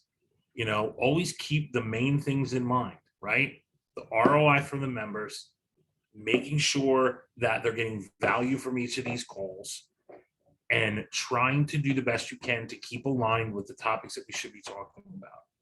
However you guys decide to do that is what is the spirit of the law part. You know, like, yeah, in a minute, Joshua, for sure. I'm happy to do that too. But let me just wrap up here. Let me just do this. You know, you guys can always try that. I mean, you know, a lot of the stuff that I talk about is stuff that I tried. You know, and it just works or didn't work. I've had a lot of dumpster fire shit. You know, I used to literally run every single call. And where's Wayne? Is he still Wayne? There he is. And Paul and Anthony had to like pull me aside on a call and be like, hey, dude, you don't have to run every call. Why don't we let everybody else run some calls? You just lead. Let everybody else kind of do it. Let's do this. And I'm like, oh, but no, I love running calls. They're like, no, it's time, man. It's time. Let go. And they had to like pull it away from me, you know? So like, yeah, oh no, Dwayne, I'm not kidding, man. They literally had to sit me down on a Zoom. Be like, listen, dude. I mean, years I was running the calls. I loved running the calls. I love running calls. One last thing I do want to touch on that I realized as I'm looking at it. Eric, you're 100% right. Honest to God. Honest to God.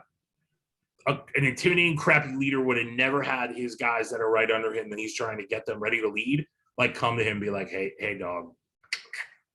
You know? But they were right also too. I mean, that's part of it too. You know, there are enough leaders to know that they were 100% right.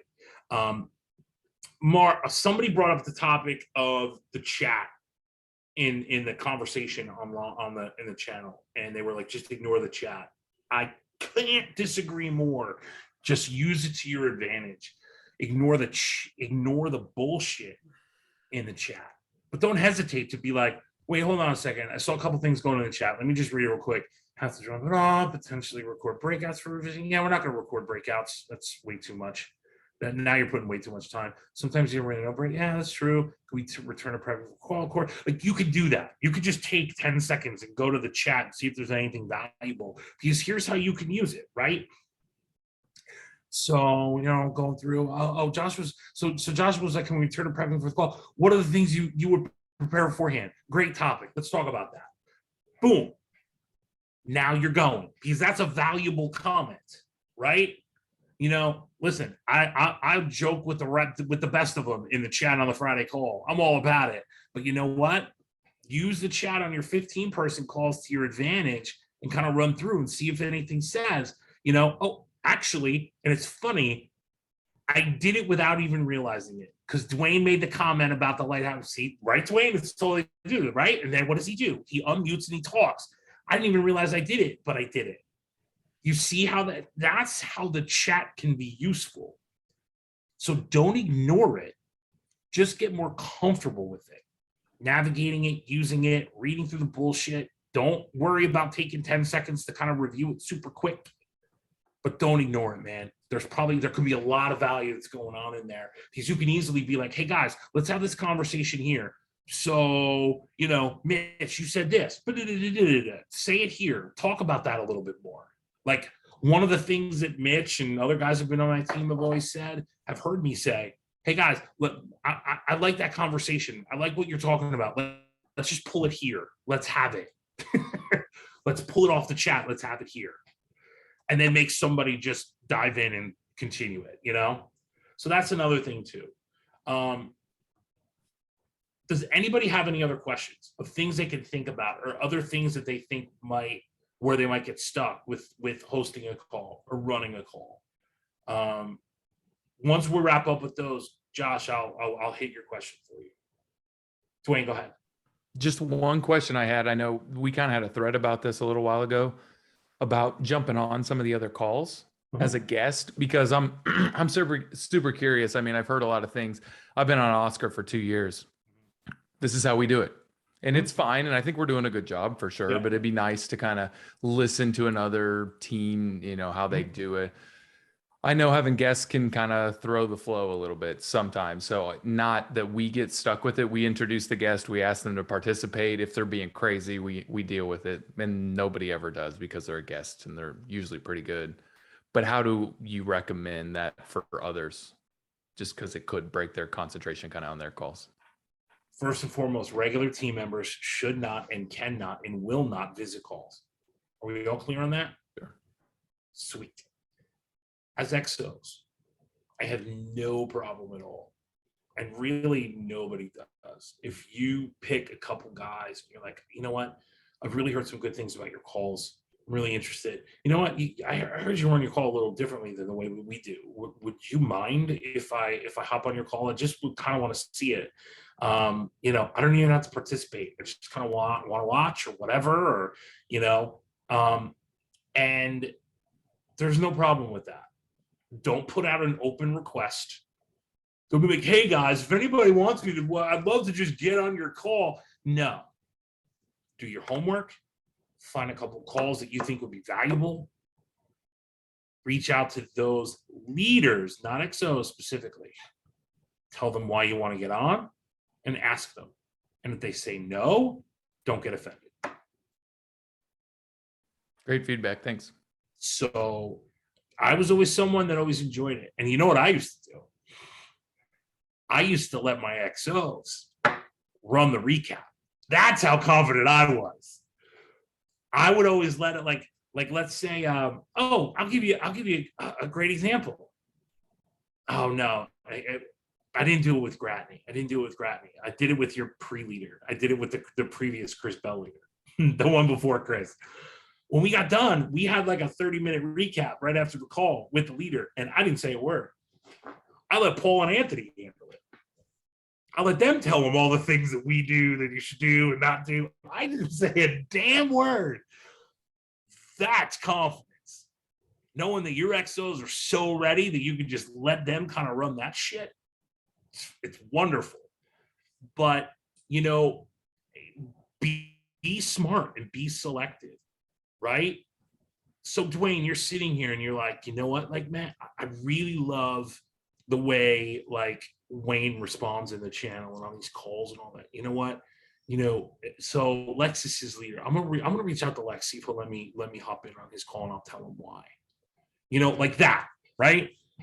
As opposed to just being like, oh, I'm just gonna find a guy and see whoever's gonna let me. Like, there's no value in that.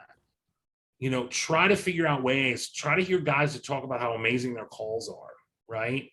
You sit there and, you know, listen, a great example. Romulus always talks about their calls, right? You're always seeing it in the channels, right? Oh, on a Romulus call this week, we did this. Extremely smart strategically, not gonna lie. But they're always talking about stuff like that. So you sit there and you're like, wow, it's interesting. I wonder what their calls are made up of. So maybe you reach out to Cameron and you're like, hey man, I'd love to sit on your call. See if, you know, I'm trying to learn. I'm trying to figure out what I want to do. I just want to see how other people run the calls. What do you think? You know, don't overstay your welcome. Don't ask 75 people. Don't overthink it. Find a couple, do it. I think it's awesome. I always loved it. But again, letter versus spirit. And, you know, don't be so, you know, just I'll take anybody to be able to do it. Find the ones you think could be valuable and do it. But I think it could be. I always used to make team members who join my team do it. Oh man, I haven't visited any other calls, but I love your call. All right, well, you got a couple more calls to visit. Oh, I don't really want to. Well, you have to. If you want to be on my team, you have to visit other calls because you have no idea what else is out there. So like that mindset, I was always like, you know, same thing with you guys want to learn a little more? By all means, come. And I always had you guys participate. But like they might be like, you know, let's keep going on the example, right? You reach out to Lex says, yeah, but listen, you're a silent partner, man. Like we're having conversations, we're doing this. Like you can observe, and then maybe we'll set up 10 minutes, you know, early next week. We'll talk a little bit about what you observed and what I do, right?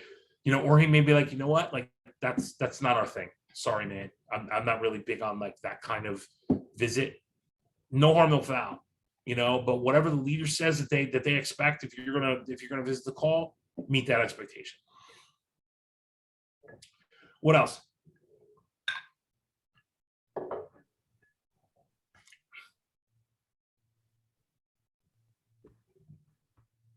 I got one thing. This really has nothing to do with what we're talking about, but it just popped in my head for some reason. Should there ever be 2 XOs on the team?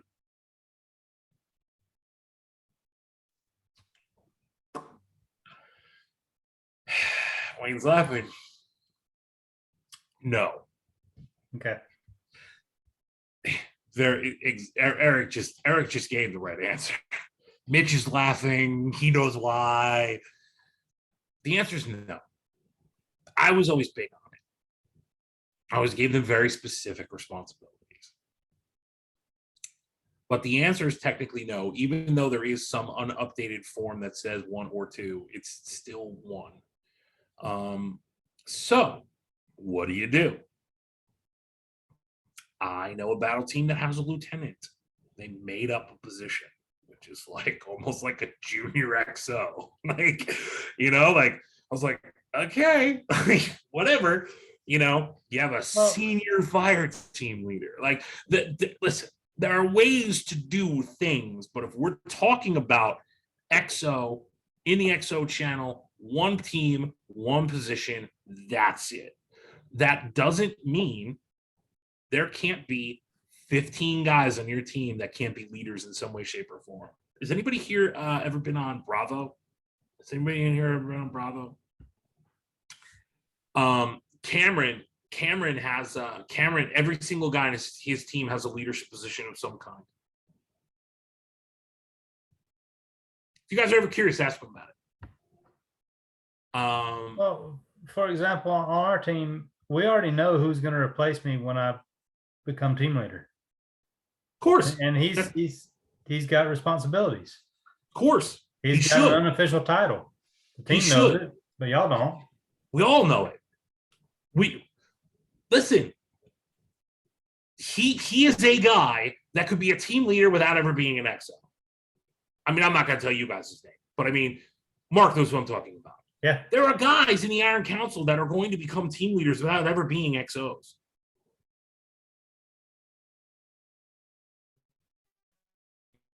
There's a good chance your guy is one of them. There's a couple other guys. You don't have to be an XO to become a team leader. You don't have to be. You better be a rock star.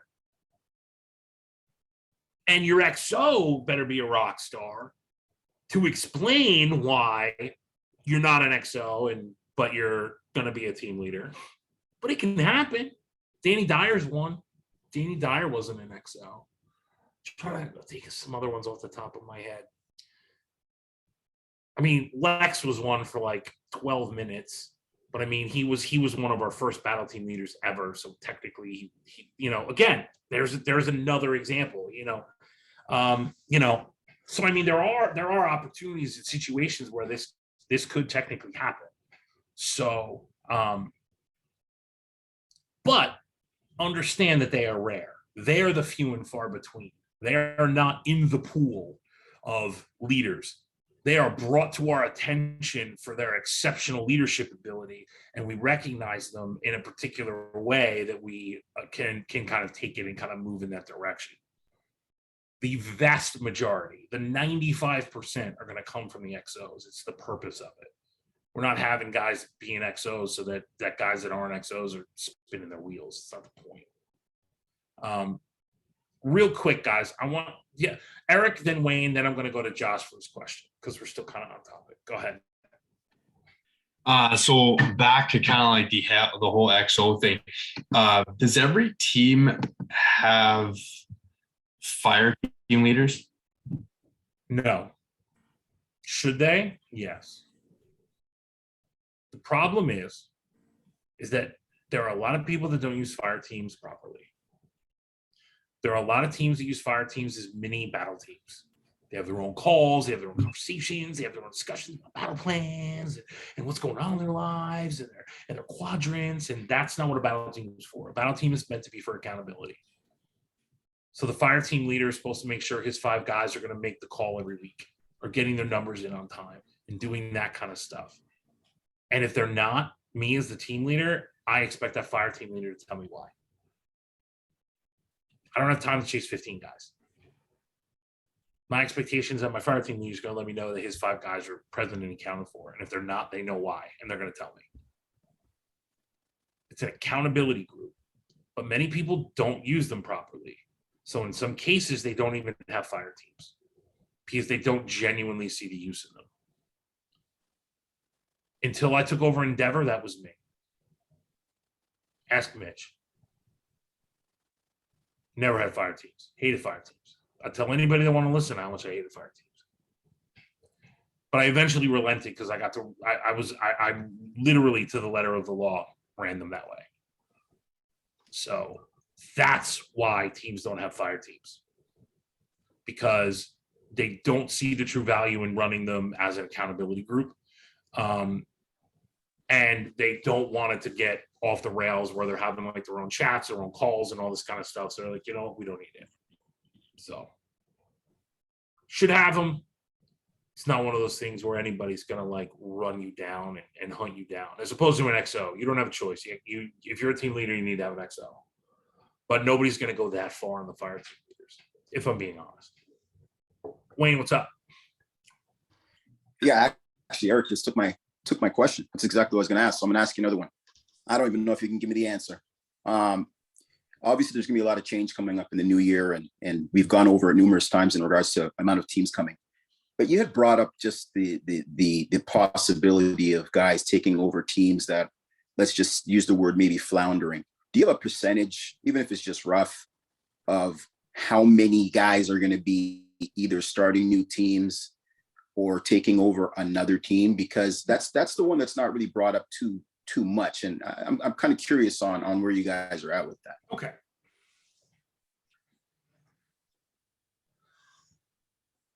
So here's some of the opportunities. We all know about starting your own team. We've talked about that enough. Taking over a team. That's the next most common.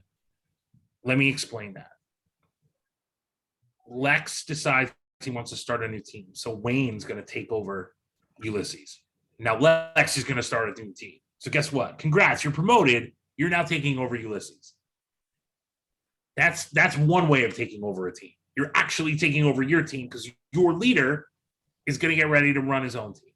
That's what I always used to do. That's my favorite way to do it. I tee up Charlie and I give it to Anthony. Right, Mitch? Teed it up, got it all set, ready to roll. Perfect. Paul and I left, started a new team because guess what? Paul and I was going to cut Paul's rope in 3 months because he was finishing school. And he's like, yeah, I'm not totally ready to start a team yet. I was like, okay, come be my only XO on this new team I want to do. I'll give Anthony my old team. You can just hang out with me until you decide to start a new team. Great. Like we had the whole plan. We had the whole plan until he was like, yeah, I'm leaving. But we had the whole plan set up. But that's another way. Your leader leaves. I know 2 teams for a fact that are getting ready to do that. Your leader leaves and you take over that team. The other less common version is that the leader leaves for one way or another, and someone else is put in to lead their team because their team does not have a capable XO, but we have enough capable XOs to be able to kind of take that team and run with it. Where could that happen? So here's a little secret. Mitch is like 48 hours from not even being in this channel anymore. Because like his team leader is leaving the Iron Council, right? Mitch, how long have you been in XO? 7-8 months, somewhere in there. Right. Yeah, maybe more than that. Let's say, guys, it was 2 months.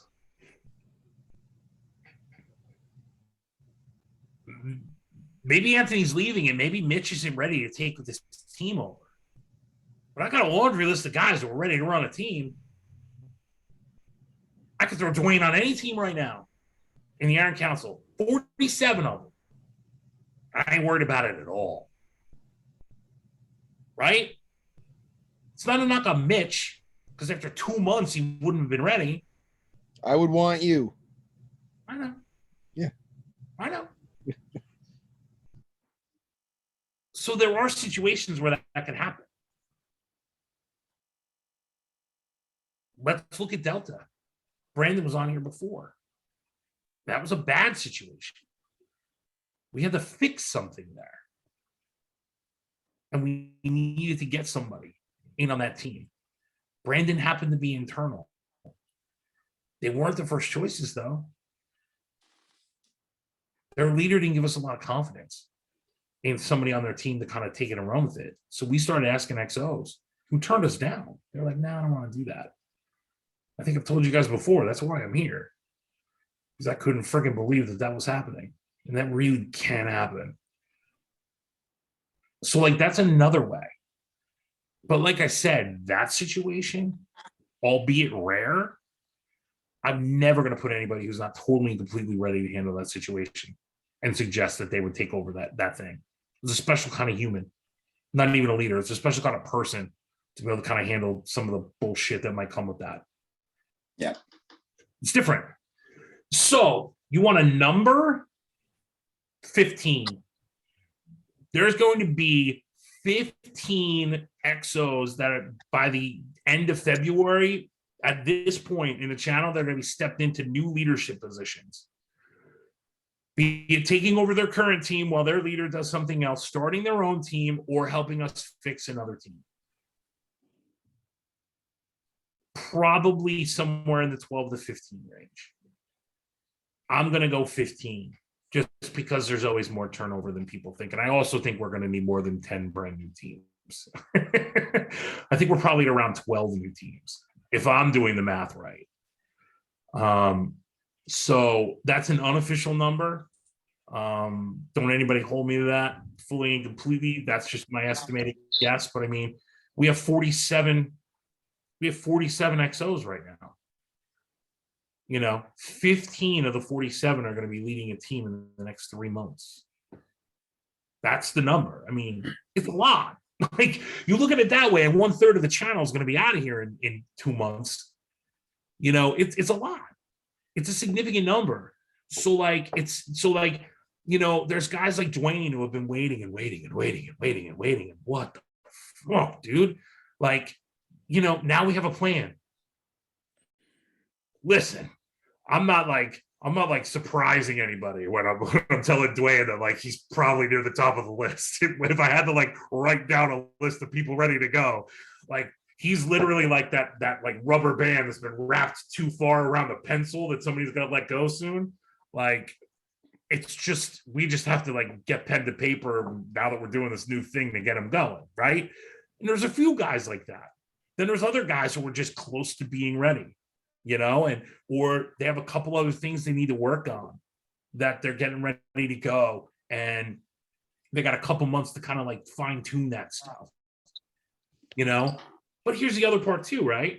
That means let's just randomly 30 guys that aren't going to be going right away. That's okay. There's probably going to be another 10 more in 3 months after that. Because we're getting another 100 guys in February to start a new cohort in April, right? We're going to start recruiting 100 new guys. And that's 8 new teams. If we're talking 15, if they all fill up, like, you guys are going to be rolling through this shit quick, man. Like, we just stay on this path. Like, you're all going to be leading teams by this time next year. It's a lock. That's not even like oh, good luck.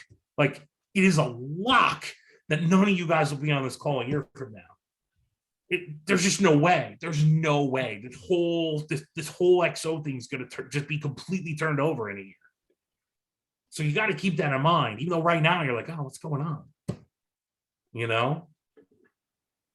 So that's as much as I can say. I can't go into like too much. Oh man, I appreciate the inside scoop on that. I do.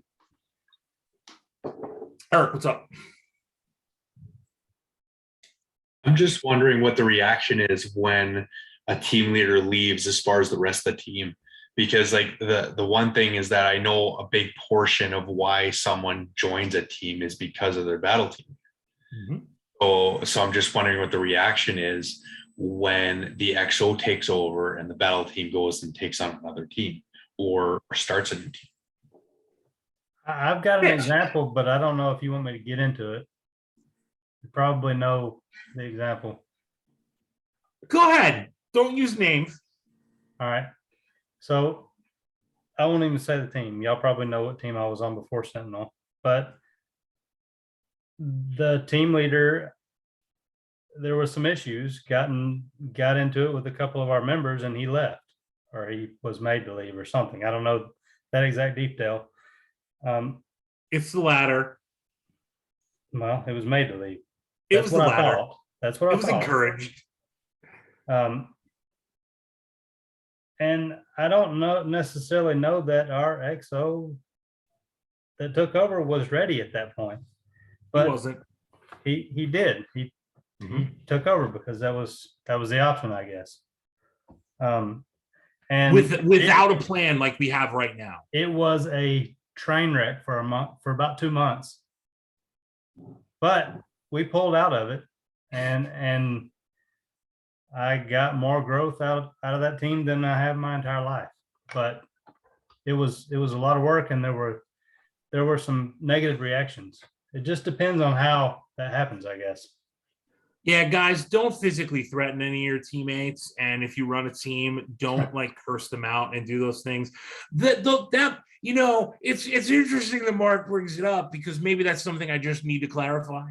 Just to be clear, no physically threatening anybody and no like cursing them out and insulting them. Just saying.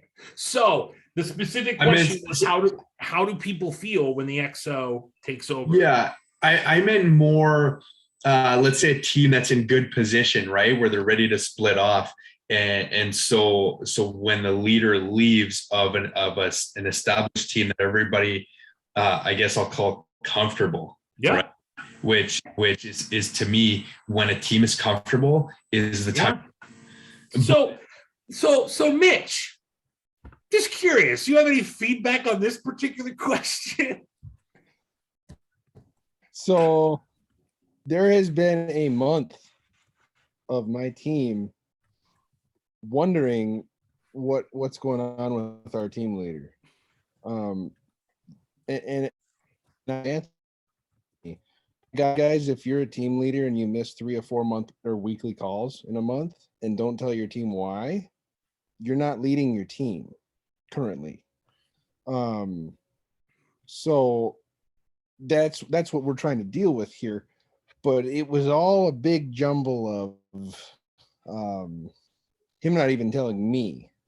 So I want to hold you off because I don't know if that's necessarily his question. Okay. So Eric, Yeah.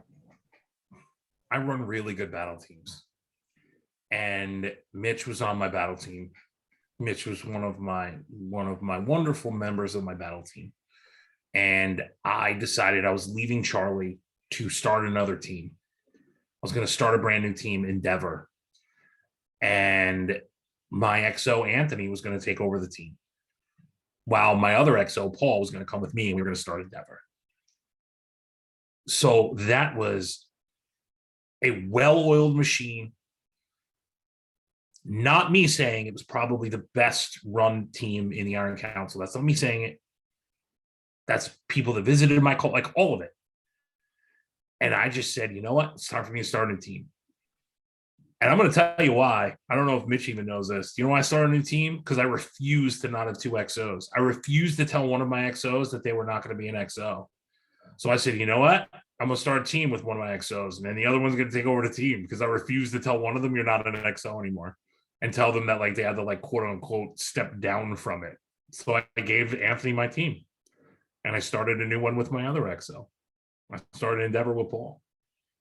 And then groomed Tyson to take it over.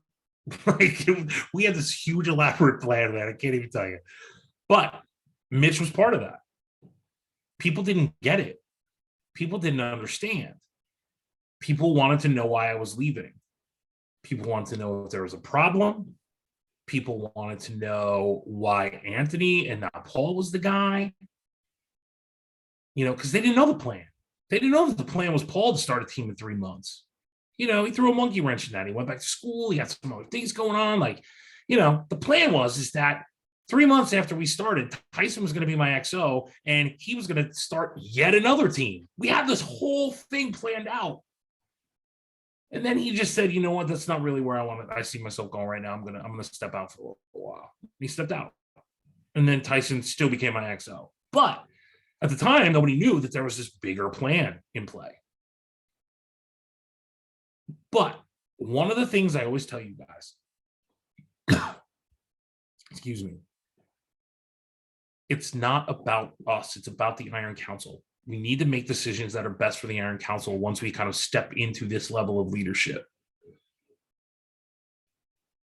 I know for a fact, for me personally, it's better for me to groom kick-ass leaders and give them kick-ass teams and let me start it from scratch.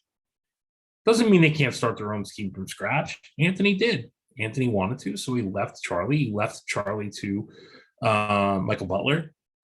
And then he started his own team because he wanted that challenge. Doesn't mean it's not cool to start your own team, but that's what I did.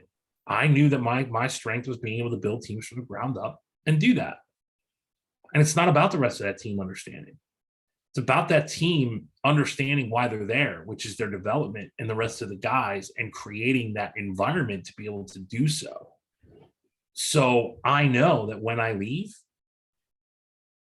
those guys are they're not going to skip a beat. They're not going to skip a beat. See, Eric, you're on Echo, which is really like a fraternity team. Like, you guys like are really excited about having the like, oh, we've been like the same people the longest award. That's always been Echo. That's been ever since Kip was running that team. That was always like the thing. Like, it was always about like, oh my God, our guys have been here the longest and where our team hasn't changed in the longest and everything like that.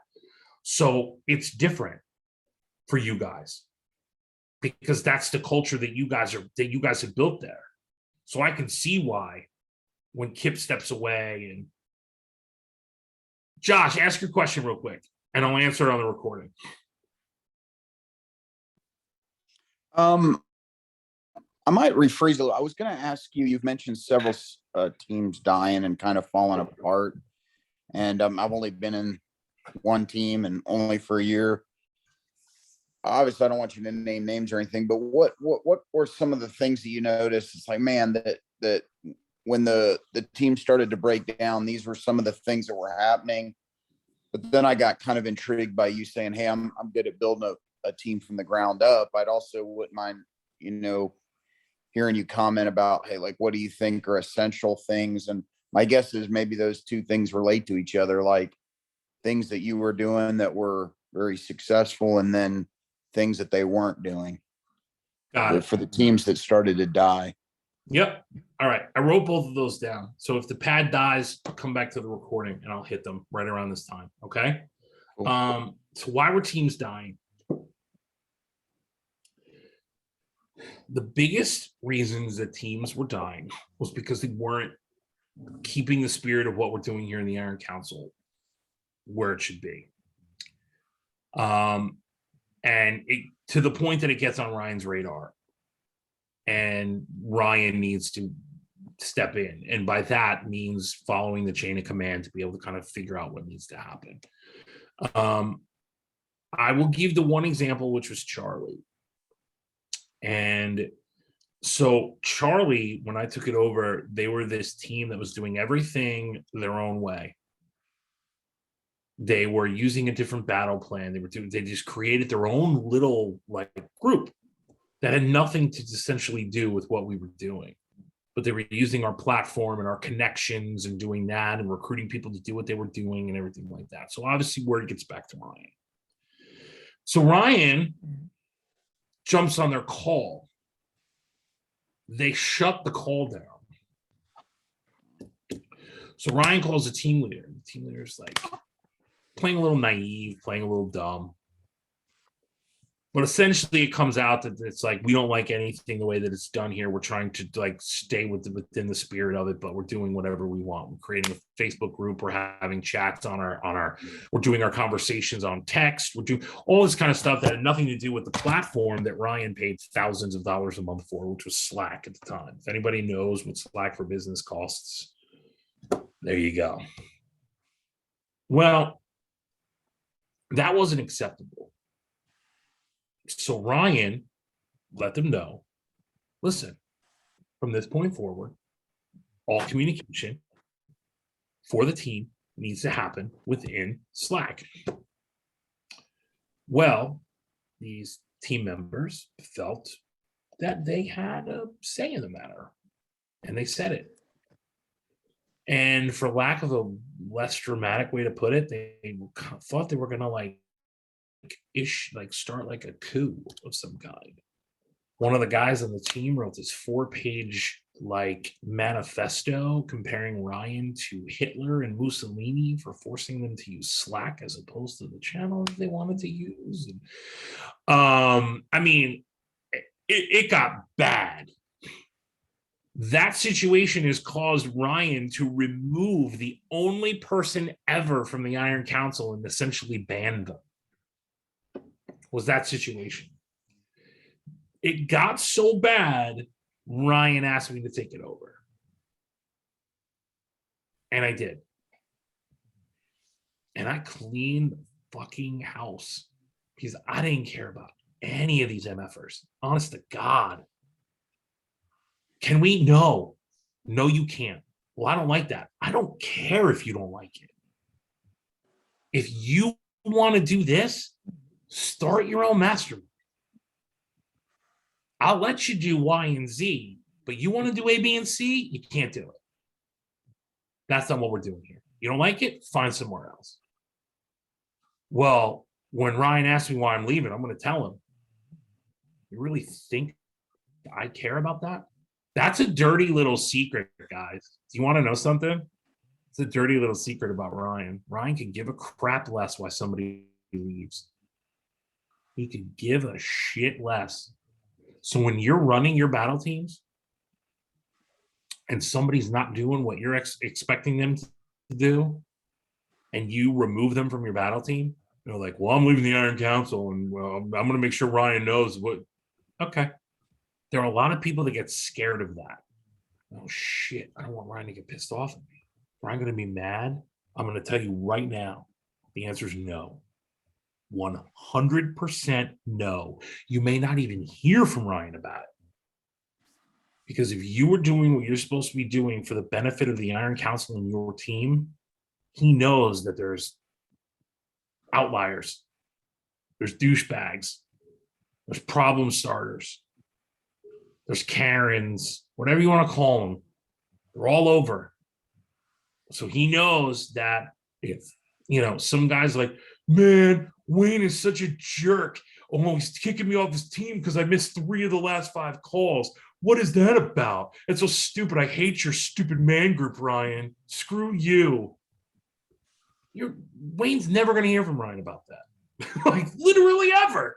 Like, don't ever be afraid to hold that line when it comes to doing the things that you should be doing for the benefit of your battle team and what we're doing in the Iron Council. Don't ever feel threatened by that or get nervous about making a decision harsh, like kicking somebody off your team, like things like that, because you're worried about what Ryan's going to say. But all right, dude, 5 minutes, Mark? Can we do 5 minutes? Yeah. All right, we're going to wrap in 5. So so I ended up taking over and I cleaned house and just started following the standards that we're supposed to follow. I ended up becoming very good friends with 2 of the guys. We kept 3 of the 9 that were still on the team. The other guys all left the Iron Council. Some out of embarrassment, the rest out of just being pissed off about all the bull crap that happened. All of it. We kept 3. Ryan couldn't have been happier. We got one of his OG teams back on course, and I did that in 3 weeks. When I literally say I cleaned house, I cleaned house. It was it was shit or get off the pot stuff. So God forbid you guys end up doing that. The other reason why teams die is because their leader stopped showing up. It almost happened in Delta. Started going down that path with Mitch's team. Leaders just stop showing up and doing what they're supposed to do, and then the team just flounders and nobody knows what the hell's going on. And then it goes too long, and it's because senior leadership let it flounder for so long, and it blew it. Essential for team building? What's essential for team building? For me, it's diversity. I love diversity. I mean, and I'm not just talking race, religion, sexual preference. I'm talking nice guys, blue collar versus white collar, 6-figure earners versus unemployed. I want the most diverse team as possible, because then I can unite them on the common goal, which is what we're trying to work on in the Iron Council, the topics, the battle plans. That's the uniting piece. When you start making little cliques, you have a whole team of Mr. Nice guys, you have a whole team of military guys, or you have a whole team of contractors. You start clicking it a little too much, and it becomes a little bit too nuanced, and then you start kind of going into rabbit holes that you really shouldn't be going into. So I always tried to make my teams as diverse as I possibly could. quite literally would tell people, I've got too many military guys on my team, man. I bet you'd be awesome on these 3 teams, but I can't. I just have too many military guys that can't add another one. You know what, buddy? Like, you're here because you're a nice guy and you don't want to be a nice guy anymore. I've got 3 of them already. Like, I get it. I totally do. I just have too many right now, and it's going to start completely changing the path of my team. I can't do it. That's number 1 for team building for me. Age, also love age diversity. I love it. Diversity is so important for me when creating the team. Number 2, absolutely 100% standards from day 1. No question, no compromise. The standard is the standard is the standard. Make it very clear from the beginning. And guess what? It's very easy to hold guys to the standard, get rid of guys off your team because of the standard, all of that. That's the other thing. The last part is using the team as a platform to create leaders.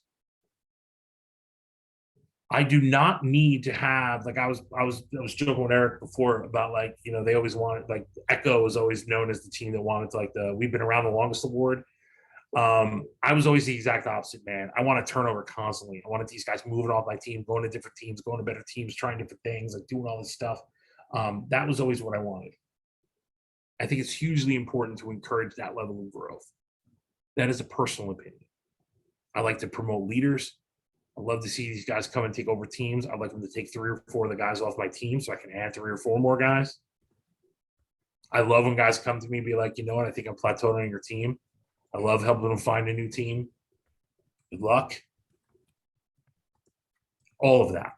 I'm a huge believer in that level of turnover because I think being able to diversify in that way as well, continue to move those pieces around, it helps relationships grow. Now you've got like 4 guys on this team, 3 guys on this team that you worked with, all this kind of stuff, right?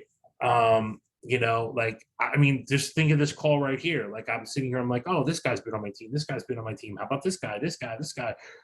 That level, you keep moving guys around and then you fill them with other people and do that. I think it's super, super important to be able to do that. So move guys through, help them grow to the point that they don't need you anymore and help them move on so you continue to help people grow. Diversify absolutely as much as possible, without a doubt. I think it's hugely important to be able to do those 2 things. So listen, I really enjoyed the call, guys. I hope you guys got some value out of it. If there's anything else that comes up you guys want to talk about, pop it in the channel. I'm not opposed to doing this whenever I have the opportunity or the time to do it. I was able to do that tonight, so I'm glad you guys hopped on. If you guys have any other questions, you can DM me. My phone number's in there. You can text me. We can maybe set up another call sometime if this comes up. I just thought this was super valuable when Mark asked for it. So, or pop a question in the channel. I'm always happy to answer them publicly in the channel. So it's like a resource that's just going to sit there forever. So, all right, guys. Mark, thank you for letting me use the line tonight. I appreciate it. Thank you. And Thanks, Mark. Mark, this was originally your question. So I think you know this, but I'm here, man. You let me know. Whatever you need, more conversation, one-on-one, whatever. You just let me know, man. I'm happy to help you with this. We're gonna get you moved up, man. I know it, and I know this is a focus area for you. So let me help you. It's literally the one area I need to work on. I know. I do, and I want to help you, man. All right, guys. Appreciate you all. Have a wonderful night. Thanks for hanging. Thanks, Chris. Thanks, you guys. See ya. Thank you. Thanks so much.